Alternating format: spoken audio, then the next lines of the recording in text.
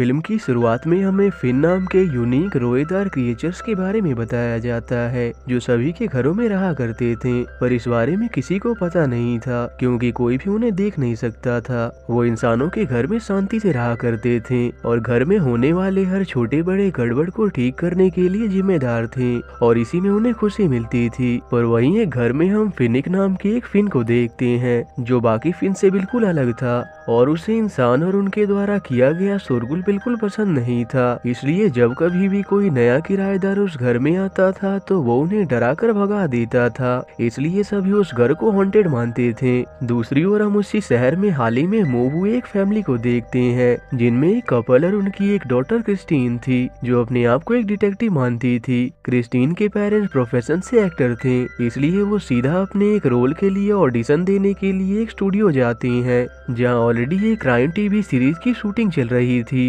पर वहीं जेबी नाम का एक वर्कर भी होता है जो एक्टर को अपना सीन करता देखकर सोचता है कि वो उस सीन को और बेहतर कर सकता है, इसलिए वो डायरेक्टर को उसे चांस देने को कहता है, पर डायरेक्टर उसे मना कर देता है। पर जेबी हर बार सीन के बीच में डायरेक्टर को डिस्टर्ब करने आ जाता है। उसी दौरान जेबी की एक छोटी सी गलती से पूरा सेट बर्बाद हो जाता है। इससे डायरेक्टर उस पर बहुत गुस्सा होता है और उसे काम से बाहर निकाल देता है और क्रिस्टीन के पेरेंट्स को भी वापस आना पड़ता है जहां वो उसी घर में शिफ्ट होते हैं जहां फिनिक नाम का वही क्रिएचर रहता था। फिनिक उन्हें अपने घर में देखते ही बहुत गुस्सा हो जाता है और उनके एक टोस्टर को घर से बाहर फेंक देता है। अगले दिन क्रिस्टीन उसी शहर की एक डोनर शॉप जाती है और जिस दौरान वो अपनी बुक पढ़ रही होती है तभी मार्क नाम का एक लड़का उसे देखकर उसके पास आता है और उसे इम्प्रेस करने की कोशिश करता है। तभी उसके दोस्त भी वहाँ आ जाते हैं और उन्हें पता चलता है कि क्रिस्टीन उसी हॉन्टेड हाउस में रहती है, इसलिए वो उसे इस बात के लिए आगाह करते हैं। लेकिन क्रिस्टीन पर इसका कोई फर्क नहीं पड़ता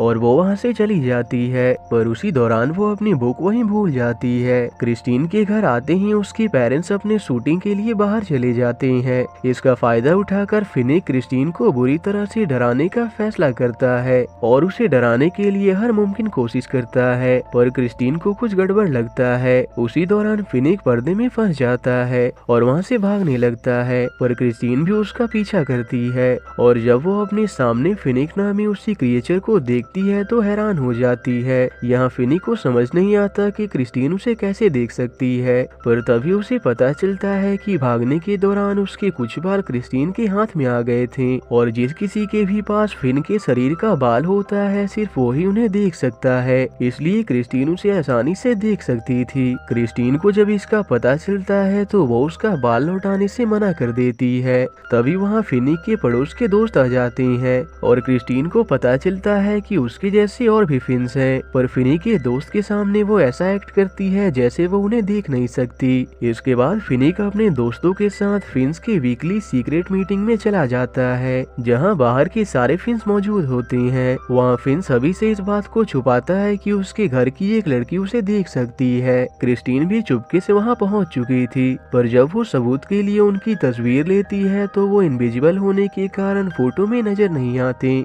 वहाँ सारे फिन्स मफिन नाम के एक फिन का मजाक बना रहे होते हैं क्योंकि वो जेबी के घर में रहता था और जेबी की वजह से एक फिल्म सेट बर्बाद हो गया था। वहाँ मफिन को इससे बहुत एम्बैरेसमेंट होती है।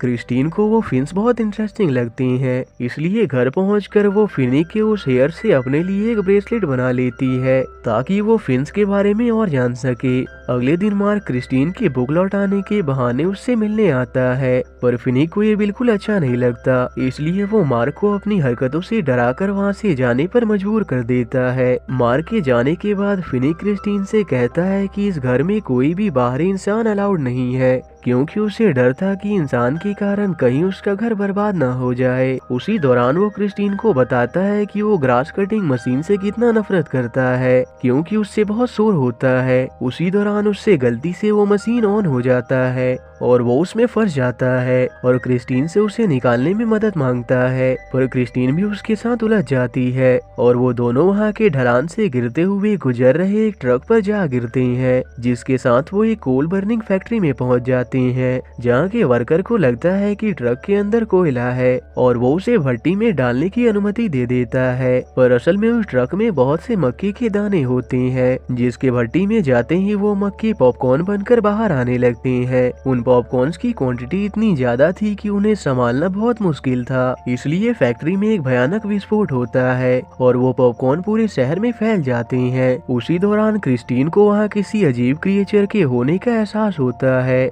वो उसे सही से देख तो नहीं पाती, पर अपने फोन में उसकी तस्वीर क्लिक कर लेती है। उतने में वो क्रिएचर एक पर्पल ट्रक में बैठकर वहाँ से भाग जाता है। वहीं वो पॉपकॉर्न अब पूरे शहर में फैल चुके थे। तभी एक न्यूज रिपोर्टर के पास एक लेटर आता है जो उसी क्रिमिनल का था जिसकी वजह से ये घटना हुई थी। वो लेटर के जरिए सभी को बताता है कि ये तो बस शुरुआत है और वो अपना नाम इनविजिबल आतंक बताता है। तभी क्रिस्टीन वहाँ आ जाती है और उस रिपोर्टर को अपने फोन से उस क्रिमिनल की तस्वीर दिखाती है, पर इनविजिबल होने के कारण वो पिक्चर में नहीं आया था। इसलिए क्रिस्टीन फिनिक को इस बारे में बताती है और उसे इस केस में मदद मांगती है। पहले तो फिनिक इसके लिए मना कर देता है, पर आखिर में वो इस शर्त के साथ मान जाता है कि उस क्रिमिनल को पकड़ने के बाद क्रिस्टीन उसके बालों से बने उस ब्रेसलेट को उसे वापस कर देगी। क्रिस्टीन भी उसकी बात मान जाती है और वो दोनों उस क्रिमिनल का पता लगाने के लिए बाहर निकलते हैं। फैक्ट्री के करीब पहुंचने पर उन्हें सड़क पर ब्लैक स्पॉट नजर आते हैं जो कुछ दूर जाने के बाद गायब हो गए थे। उन्हें लगता है कि ये जरूर उस क्रिमिनल के ट्रक के ऑयल के निशान है। इसलिए फिनिक क्रिस्टीन के कहने पर उस ऑयल के जरिए उस क्रिमिनल का पता लगाने की कोशिश करता है और उसी दौरान क्रिस्टीन को वही पर्पल ट्रक नजर आती है और वो दोनों उस ट्रक का पीछा करते हैं जो एक रेलवे स्टेशन के पास आकर रुकता है और उसमें से वो इनविजिबल क्रिमिनल निकलकर कंट्रोल रूम में चला जाता है और वहाँ के कुछ बटन्स दबाकर रेलवे ट्रैक को चेंज कर देता है। वहाँ मौजूद स्टाफ्स को इसका पता नहीं चलता क्योंकि वो वीडियो देखने में बिजी होते हैं। इसके बाद वो क्रिमिनल वहाँ से निकल जाता है, पर क्रिस्टीन और फिनिक उसका पीछा करने के लिए ट्रेन में चढ़ जाते हैं, पर वो क्रिमिनल अपने ट्रक का डायरेक्शन चेंज कर लेता है जिस वजह से वो उन्हें पकड़ नहीं पाते।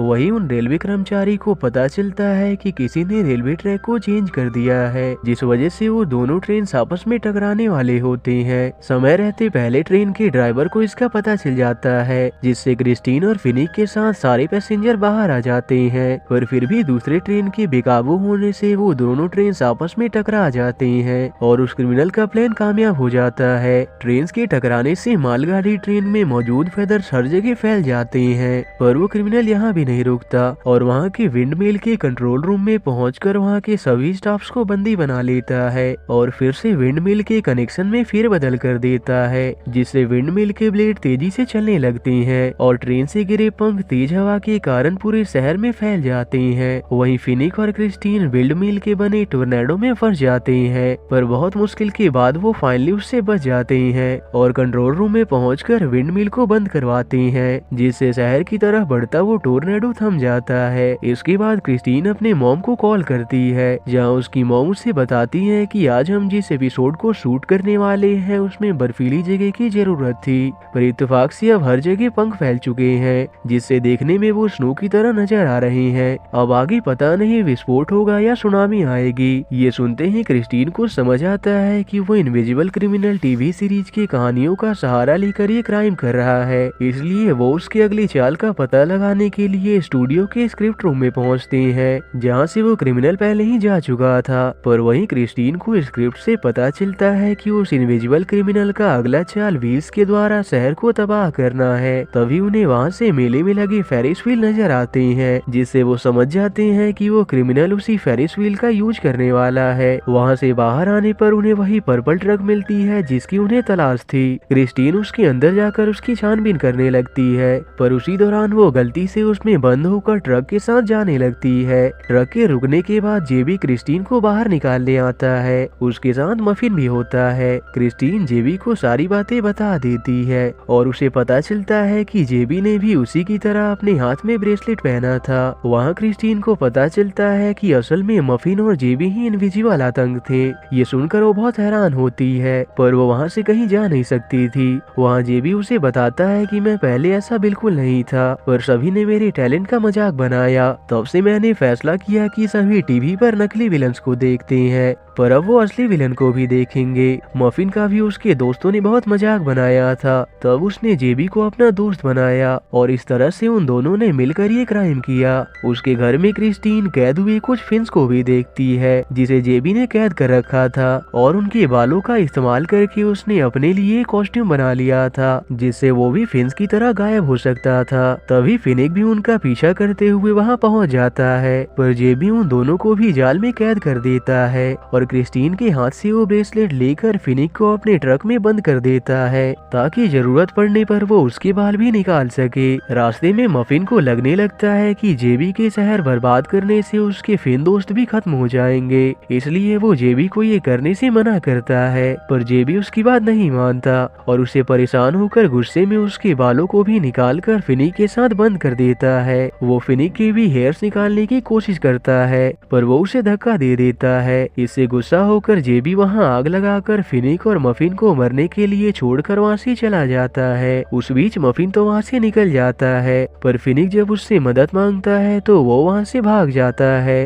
पर फिनिक किसी तरह वहाँ से बच निकलता है। इधर क्रिस्टीन भी फिन्स को आइसक्रीम का लालच देकर वहाँ से बाहर निकल आती है और सीधे फिन्स के सीक्रेट मीटिंग में पहुँचती है और उन्हें सारी बात बता देती है। उसकी पूरी बात सुनने के बाद सारे फिन्स उसकी मदद करने के लिए तैयार हो जाते हैं और उनका लीडर क्रिस्टीन को अपना हेयर देता है ताकि वो सभी को देख सके। इसके बाद क्रिस्टीन सारे फिन्स के साथ शहर को बचाने निकल पड़ती है। इधर जेबी और फिनिक मेले में पहुंचते हैं, जहां फिनिक देखता है कि जेबी एक बॉम्ब के जरिए फेरिस व्हील को अलग करने वाला था, पर सही समय पर फिनिक उसे रोक देता है। पर उसी दौरान जेबी उसे लाइट से बांध देता है, लेकिन तभी फिनिक लाइटर से जेबी के सारे हेयर जला देता है जिससे वो सभी को नजर आने लगता है। पर तब तक वो अपने काम में सफल हो चुका था और फेरिस व्हील निकलकर शहर की ओर जाने लगते हैं। उतने में क्रिस्टीन भी फिन्स के साथ वहां पहुंच जाती है और वो सभी फेरिस व्हील को रोकने में लग जाते हैं, पर क्रिस्टीन उसी व्हील के ऊपर होती है। सारे फिन्स उस व्हील को शहर को बर्बाद करने से रोकने की पूरी कोशिश करते हैं।